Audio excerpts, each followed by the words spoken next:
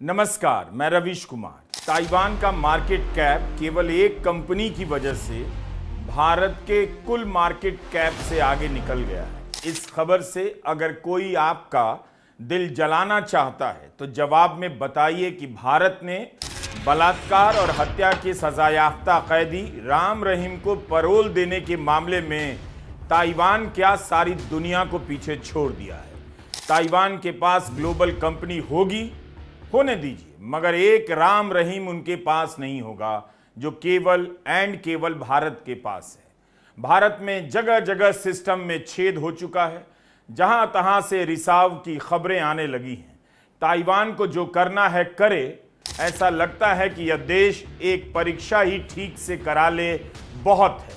कई दिलजले बता रहे हैं कि राम रहीम को 8 साल में 435 दिनों की पैरोल देकर भारत की प्रशासनिक और न्याय व्यवस्था मजाक बन गई है।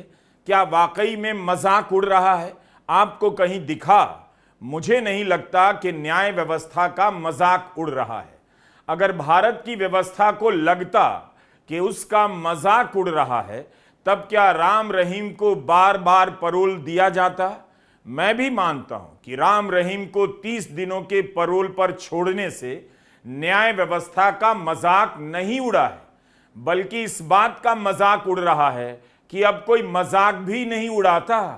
राम रहीम के बाहर आने से न्याय व्यवस्था का मजाक नहीं उड़ता, मजाक उसका उड़ता है जो न्याय व्यवस्था का मजाक उड़ाता है। उमर खालिद, शर्जिल इमाम का मामला देखिए। भीमा कोरेगांव केस में प्रोफेसर से लेकर वकील तक की जमानत का मामला देखिए। कई साल चला। एक बेल के लिए हाई कोर्ट से लेकर सुप्रीम कोर्ट तक मुकदमों की सुनवाई होती रही, जमानतें रद्द होती रही। भीमा कोरेगांव में जमानत तो फिर भी कई साल के बाद मिल गई, लेकिन उमर खालिद, शर्जिल इमाम को जमानत भी नहीं मिली। उनकी जमानत पर सुनवाई इतनी चली जैसे कोई बहुत बड़ा संवैधानिक संकट हो। मगर राम रहीम पैरोल पर जब बाहर आते हैं, भारत की न्याय व्यवस्था को गिल्ट फ्री और लाइटर कर देते हैं। उनके बाहर आने से न्याय व्यवस्था अपनी साख को लेकर जरा भी चिंतित नजर नहीं आती। इसी साल 7 मार्च को सिरसा के पत्रकार रामचंद्र छत्रपति की हत्या के आरोप में राम रहीम को बरी कर दिया गया। Punjab and Haryana high court ने आजीवन कारावास की सजा से बरी कर दिया। 2002 में पूरा सच नाम का अखबार निकालने वाले रामचंद्र छत्रपति जी की उनके ही घर के सामने 5 गोली मारकर हत्या कर दी गई। भारत का मीडिया एक पत्रकार के मामले में भी चुप रह जाता है। गोदी मीडिया होने के यही सब फायदे हैं। बेवजह आपको गलत बोलने का झंझट मोल नहीं लेना पड़ता है। प्रधानमंत्री नरेंद्र मोदी आम जनता से अपील करते हैं कि पेट्रोल डीजल का इस्तेमाल कम कीजिए। उनकी अपील के बाद लखनऊ से एक वीडियो आता है कि कई सारे न्यायिक अधिकारी साइकिल से कोर्ट जा रहे हैं, पेट्रोल बचा रहे हैं। लेकिन राम रहीम 10 कारों के काफिले के साथ बाहर निकलता है, हूटर बजाता हुआ चला जा रहा है। हत्या और बलात्कार के मामले में सजा मिलने के बाद भी उसके काफिले या रौब पर कोई असर नहीं। काफिले में कुछ गाड़ियां ऐसी बताई गई हैं जिनकी कीमत 2-2 करोड़ की हो सकती है। सुनारिया जेल से निकलकर काफिला सिरसा डेरे में दाखिल हुआ। इसी फरवरी महीने में राम रहीम 40 दिनों की पैरोल के बाद जेल लौटा और अब मई में 30 दिनों की पैरोल के साथ बाहर आ गया। कभी 21 दिन की फरलो, कभी 40 दिन की पैरोल। आप पैरोल फरलो का अंतर बता बताकर पन्ना भरते रहिए, लेकिन राम रहीम आजाद घूमने निकल आता है। राम रहीम के पैरोल पर बाहर आना भारत की पत्रकारिता के लिए भी अब कोई चैलेंज नहीं रहा। बाहर आते ही पुराना ग्राफिक्स चार्ट तुरंत निकल आता है और नया आंकड़ा उसमें जोड़ दिया जाता है, नया चार्ट बना दिया जाता है। दिखाया जाता है कि कब कब पैरोल पर बाहर आया।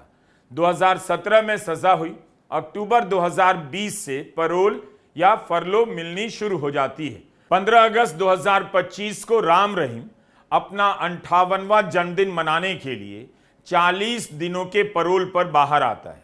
स्वतंत्रता दिवस पर बाहर आकर 15 अगस्त की तारीख पर भी कृपा करता है और ज्यादा पावन बना देता है। तब तक उन्हें 14 बार परोल मिल चुकी थी। कुल 366 दिनों के लिए बाहर आने का आदेश प्राप्त करने का अवसर उन्हें मिल चुका था। 8 साल में 435 दिनों की परोल मिली है। राम रहीम चैनलों के लिए रेडीमेड टॉपिक हैं। परोल पर बाहर आते हैं और इस तरह के आंकड़े तुरंत निकालकर चला दिए जाते हैं और फिर बुलेटिन में दिन चढ़ने के साथ खबर नीचे चली जाती है। अगर मीडिया इसे लेकर दिन रात भी दिखाता तब भी न्याय व्यवस्था पर फर्क नहीं पड़ता। बीजेपी इस पर क्या बोलेगी? क्या आपको लगता है कि इस हाल पर भारत के प्रधानमंत्री नरेंद्र मोदी लाल किले पहुंच जाएंगे, भाषण देने लग जाएंगे? कैसा न्याय है? राम रहीम को जब देखो तब परोल पर छोड़ दिया जाता है। यह डेरा सच्चा सौदा के फेसबुक पेज पर आज का लाइव प्रसारण है। लोगों को जमा करने की अनुमति नहीं है मगर ऑनलाइन संबोधन कर सकता है। हालांकि इसमें कुछ बोल नहीं रहा, बस अदृश्य जनता को नमस्ते कर रहा है। राम रहीम को जब भी परोल मिले उस दिन प्रधानमंत्री मोदी को आगे आकर देश में जश्न का ऐलान भी करना चाहिए। लोगों से अपील करनी चाहिए कि आज शाम सभी के घर खीर पूड़ी बने, क्योंकि हत्या और बलात्कार के मामले में सजा पाने वाले राम रहीम परोल पर बाहर आया है। जब तक राम रहीम बाहर रहे उसे आज़ादी पर्व के रूप में मनाया जाए और देश में जगह जगह भंडारे का आयोजन हो, ताकि जो कुछ भी बचा है हमेशा के लिए खत्म ही हो जाए। लोगों को समझ नहीं आ रहा कि क्या करें और कहें क्या। अखबार में विद्वान किसी हिंदू एकजुटता की बात कर रहे हैं, लेकिन सड़कों पर युवाओं के सपने बिखरे नजर आते हैं। उन सपनों का कोई माई बाप नहीं। भारत की जवानी को होम डिलीवरी के सस्ते काम ने बचा लिया, वरना उसके लिए कोई काम था नहीं। इस तेज धूप में होम डिलीवरी करने वाले युवाओं को देखिएगा। आपको भारत की राजनीति में हिंदू एकता का चेहरा जरूर दिखना चाहिए। युवाओं के पास कॉकरोच बनने के अलावा रास्ता नहीं, क्योंकि उन्हें ऐसा ही समझा जाने लगा है। राम रहीम को भी पता है कि सभी युवा कॉकरोच नहीं बन गए, कुछ उनके चेले भी बने हैं और बनते रहेंगे। जो चेले बने हैं उनकी संख्या कॉकरोच बनने वाले युवाओं से ज्यादा भी हो सकती है। इसीलिए बेफिक्र किसी प्रधानमंत्री की तरह उसका काफिला चला जा रहा था। राम रहीम की कहानी एक व्यक्ति के पूरे सिस्टम को झुका देने की कहानी है। ताइवान भी भारत के मुकाबले छोटा देश है, लेकिन ग्लोबल मार्केट कैप की रैंकिंग में भारत को पीछे कर देता है। अमेरिका, चीन, जापान, हांगकांग और भारत दुनिया के 5 सबसे बड़े बाजार माने जाते हैं, लेकिन ताइवान ने भारत की जगह ले ली। भारत 5वें से 6ठे स्थान पर आ गया। जैसे सबसे बड़ी अर्थव्यवस्था के मामले में भारत 5वें नंबर से 6ठे नंबर पर आ गया। एशिया के 3 बड़े बाजार में भी भारत का स्थान नहीं, तो भारत अब दुनिया के टॉप 5 मार्केट में नहीं है, एशिया के टॉप 3 मार्केट में नहीं है। कई लोग आबादी के आधार पर कह रहे हैं कि ताइवान की आबादी दिल्ली के बराबर है, फिर भी उसका मार्केट कैप पूरे भारत से बड़ा है। हांगकांग की आबादी तो 75 लाख ही बताई जाती है, उसका मार्केट तो ताइवान और भारत से भी बड़ा है, इसलिए आबादी का कोई रोल नहीं। नॉर्वे की आबादी 58 लाख के करीब बताई जाती है, मगर उसके एक पेंशन फंड का आकार $2 ट्रिलियन से अधिक का है। भारत की जीडीपी के आकार का आधा, उसके आधे के बराबर नॉर्वे का पेंशन फंड है। एक पेंशन फंड से नॉर्वे इतनी बड़ी आर्थिक शक्ति है। उसी तरह ताइवान भी एक कंपनी के दम पर काफी आगे निकल गया है। Taiwan semiconductor manufacturing company TSMC का नाम आपने सुना होगा। यह दुनिया में सेमीकंडक्टर बनाने की सबसे बड़ी कंपनी है। एक साल में इसके शेयर 49% ऊपर चढ़े हैं। भारत के मीडिया में टाइनी ताइवान के नाम से हेडलाइन छप रही है, लेकिन सेमीकंडक्टर की सबसे बड़ी कंपनी उसी टाइनी ताइवान में है। प्रधानमंत्री नरेंद्र मोदी 3-4 साल से सेमीकंडक्टर मिशन की बात कर रहे हैं। क्या भारत की कोई भी टॉप 3 कंपनियां टीएसएमसी से मुकाबला कर पाने की स्थिति में है। 2026 में भारत एआई से लेकर सेमीकंडक्टर के मामले में कहीं नजर नहीं आ रहा, लेकिन 2047 का सपना दिखाया जा रहा है। इलेक्ट्रॉनिक मंत्रालय, जिसे मैती कहते हैं, उसने प्रधानमंत्री मोदी के इस बयान को आज ही ट्वीट किया है ताकि चारों तरफ ताइवान की चर्चा चल रही हो, उसके बीच भारत की भी चर्चा चले कि 2047 की तैयारी में हम लगे हैं, इसीलिए 2026 में दिखाई नहीं दे रहे। 2047 तक विकसित भारत के निर्माण का संकल्प है। इस लक्ष्य की प्राप्ति के लिए आज देश अलग अलग सेक्टर्स में निवेश कर रहा है और इस निवेश से देश के युवाओं के लिए रोजगार के लाखों नए अवसर बन रहे हैं, जिसे आज भारत में सेमीकंडक्टर मैन्युफैक्चरिंग की पूरी सप्लाई चेन तैयार की जा रही है। आने वाले समय में भारत की 10 बड़ी सेमीकंडक्टर यूनिट्स दुनिया में अपना परचम लहराएगी। इनमें बड़ी संख्या में भारत के नौजवानों का सामर्थ्य होगा, भारत के नौजवानों की बुद्धि प्रतिभा होगी, भारत के नौजवानों का कमिटमेंट होगा और स्वाभाविक है रोजगार तो है ही है। दक्षिण कोरिया की एक कंपनी है सैमसंग। इस एक कंपनी का जो मार्केट कैप है वो भारत की 10 बड़ी कंपनियों के मार्केट कैप से भी ज्यादा है। Reliance, HDFC bank, Airtel, SBI जैसी टॉप 10 कंपनियों के मार्केट कैप को आप मिला दीजिए, अकेले सैमसंग का उनसे ज्यादा है। एशिया में ताइवान की टीएमएससी के बाद सैमसंग ही दूसरी कंपनी है जिसका मार्केट कैप $1 ट्रिलियन है। सैमसंग इलेक्ट्रॉनिक्स का ही एक डिवीजन है, सेमीकंडक्टर डिवीजन। केवल इस डिवीजन के 78,000 कर्मचारियों को इस साल $26.6 बिलियन का बोनस दिया जा रहा है, क्योंकि दुनिया भर में एआई का जो उछाल आया है, बूम आया है, उससे सैमसंग के चिप की भी मांग बढ़ गई और कंपनी को भारी मुनाफा हुआ। भारत में यूनियन को पाप की तरफ बताया जाता है, लेकिन यूनियन की वजह से ही बोनस मिल रहा है। दक्षिण कोरियाई वर्कर्स यूनियन और सैमसंग इलेक्ट्रॉनिक्स के सेमीकंडक्टर डिवीजन के बीच बातचीत हुई और तब जाकर डील हुई। यूनियन ने 48,000 घरेलू वर्कर के हड़ताल पर चले जाने की चेतावनी दी थी। 18 दिनों की हड़ताल की कॉल थी, वो भी सैमसंग कंपनी में। उस हड़ताल से बचने के लिए कंपनी ने डील की। हड़ताल के रद्द होते ही कंपनी का शेयर 8.5% ऊपर चला गया। हड़ताल की धमकी से कर्मचारियों ने अपने लिए कितना कुछ हासिल कर लिया। भारतीय रुपए में एक कर्मचारी को 3.25 करोड़ रुपए मिलेंगे शेयर के रूप में। दुनिया में क्या हो रहा है और भारत में क्या हो रहा है, जरूर देखिए। भारत का गोदी मीडिया आपको फायदे बता रहा है कि पेट्रोल और डीजल के दाम बढ़ने से बहुत नुकसान नहीं, पेट्रोल का खर्चा महीने का 200-300 ही बढ़ेगा। और उधर ताइवान, दक्षिण कोरिया ऐसी कंपनी बना रहे हैं जो दुनिया भर में छा गई हैं। भारत के उद्योगपति की चर्चा किन संदर्भों में होती है? इसलिए होती है कि सरकार को अपनी जेब में रखते हैं, जो चाहते हैं सरकार वही करती है और सरकार की मदद से कंपनियां हड़पते हैं। किसी कंपनी पर फर्जी मुकदमा चलाकर उसके प्रमोटर को जेल में डालकर कंपनियां हड़पने में लगे। इस मामले में ताइवान और दक्षिण कोरिया भारत के सामने टिक ही नहीं सकते। भारत में ऐसा नहीं कि केवल मेडिकल परीक्षा का पेपर लीक हो जाता है। केंद्र सरकार एसएससी जीडी की परीक्षा कराती है। इसकी परीक्षा 4 चरणों में होती है। दूसरे और तीसरे चरण में नकल और पेपर लीक का मामला सामने आया है।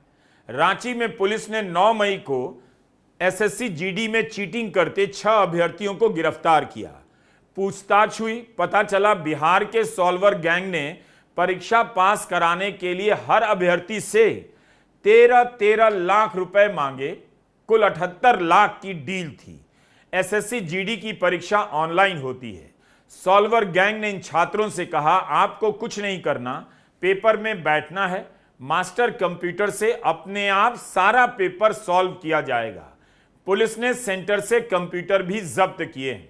रांची के गिरोह के अलावा उत्तर प्रदेश में भी 4 लाख रुपए लेकर पास कराने वाले एक गिरोह का पर्दाफाश हुआ। Uttar Pradesh special task force ने हाईटेक नकल का पर्दाफाश किया है। नोएडा से एसटीएफ ने 50 लाख कैश के साथ 7 आरोपियों को हिरासत में लिया। इनके पास laptop, mobile phone, CG exam से जुड़े डॉक्यूमेंट्स मिले हैं। पुलिस के अनुसार पेपर लीक के इन नए वैज्ञानिकों के नाम इस प्रकार हैं, अपराधी मत कहिए, वैज्ञानिक कहिए। इन्होंने स्क्रीन शेयरिंग की टेक्नोलॉजी निकालकर भारत की परीक्षाओं में फेल होने की समस्या को दूर करने का प्रयास किया है। पॉजिटिव होकर देखिए। प्रदीप चौहान, अरुण कुमार, संदीप भाटी, निशांत राघव, अमित राणा, शाकिर मलिक और विवेक कुमार नाम के 7 वैज्ञानिकों को नोएडा पुलिस ने पकड़ा है। ये लोग पेपर लीक या सिस्टम हैक नहीं करते, स्क्रीन शेयरिंग के रास्ते नकल करा देते हैं। क्या यह काम ताइवान की टीएमएससी या सैमसंग कंपनी का सीईओ करवा सकता है? बिल्कुल नहीं। भारत को आज ऐसे ही प्रतिभाशाली युवाओं की जरूरत है जो नहीं पढ़ने वाले छात्रों के फेल होने की समस्या दूर कर सकें।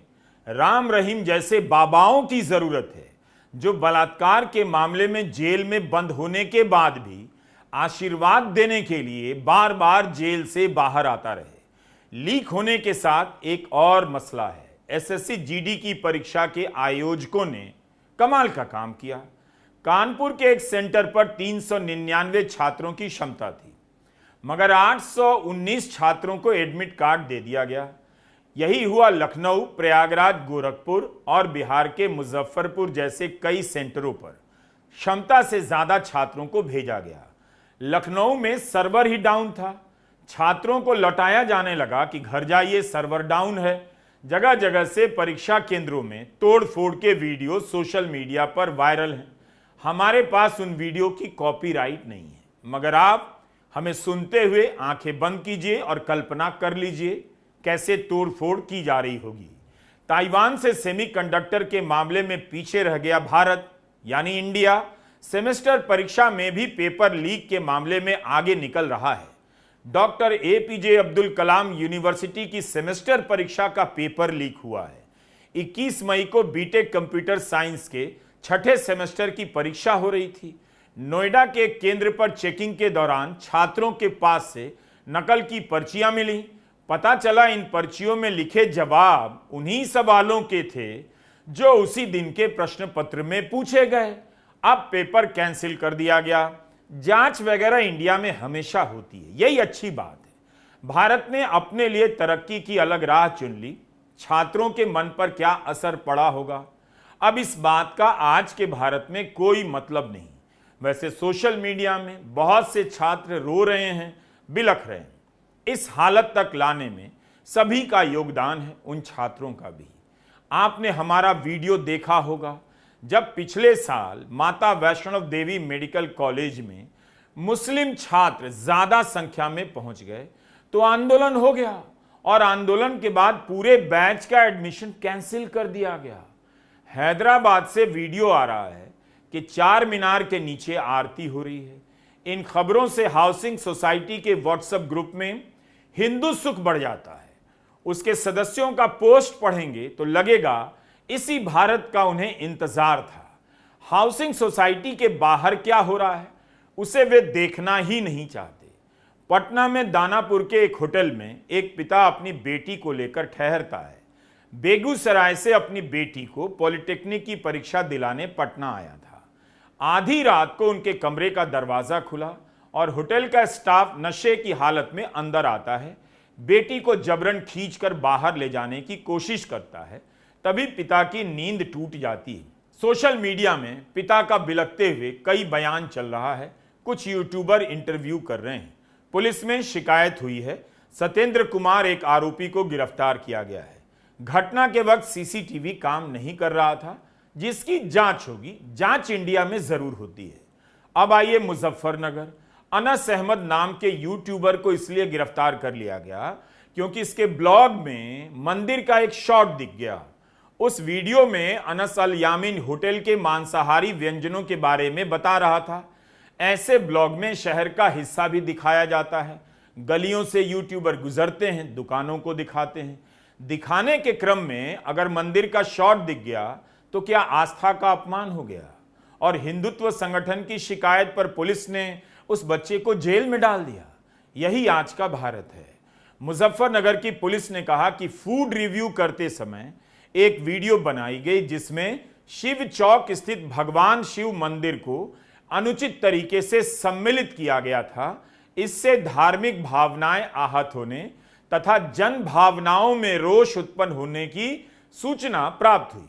22 मई को खुद पुलिस ने अनस का माफीनामा पोस्ट किया, जिसे अनस ने बनाया था।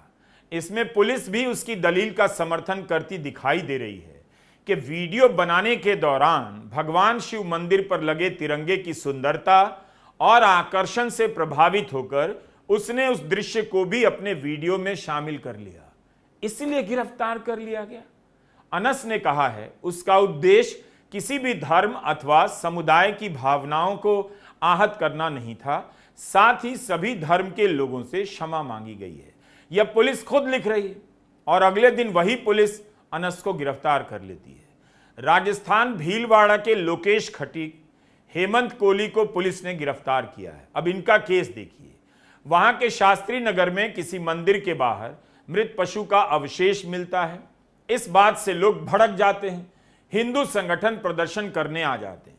इलाके में तनाव फैलने की आशंका बढ़ती है। पुलिस सीसीटीवी खंगालती है तो पता चलता है कि मांस लोकेश खटीक और हेमंत कोहली ने फेंका नहीं, दोनों मांस का व्यापार करते हैं। यहां से गुजर रहे थे, उनकी बोरी से कुछ हिस्से गिर गए। जानबूझकर उन्होंने नहीं किया। अगर लोकेश और हेमंत का पता नहीं चलता तो इस काम के पीछे किसका नाम लिया जाता? किसी बेकसूर को उठाकर जेल में डाल दिया जाता। वो बेकसूर किस समुदाय का होता आप तो जानते हैं।